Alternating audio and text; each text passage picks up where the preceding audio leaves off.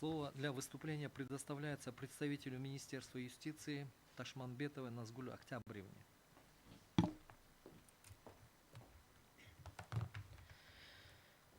Министерство юстиции Кыргызской Республики, рассмотрев материалы по ходатайству Молдо Газиева Нурбека Душиналиевича, сообщает следующее. В соответствии со статьей 128 Гражданского процессуального кодекса Кыргызской Республики, участники процесса должны быть уведомлены о времени и месте судебных заседаний или других процессуальных действиях. Для этого суд направляет извещение и повестки заказным письмом с уведомлением о вручении адресату. Если известный суду адрес фактически не соответствует месту проживания гражданина, извещение может быть направлено по месту его работы. Статья 130 также ГПК обязывает участников процесса сообщить суду о смене своего адреса во время производства по делу. В случае отсутствия такого сообщения, извещение или повестка посылается по последнему известному суду адресу и считается доставленным. Также в соответствии со статьей 131 ГПК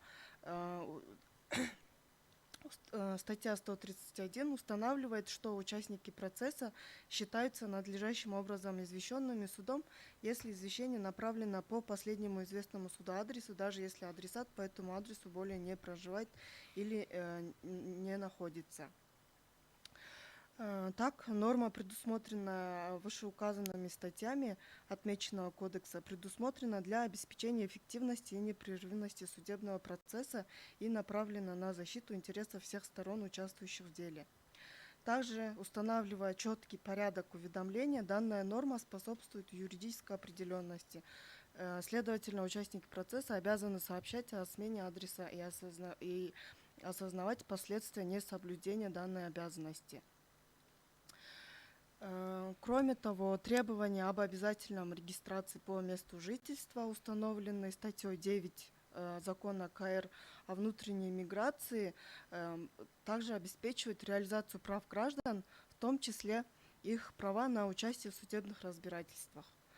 Таким образом, установление порядка надлежащего уведомления участников судебного процесса обеспечивает эффективную работу судебной системы, содействует справедливости и прозрачности судопроизводства, что важно для защиты прав и интересов всех участников судебного процесса.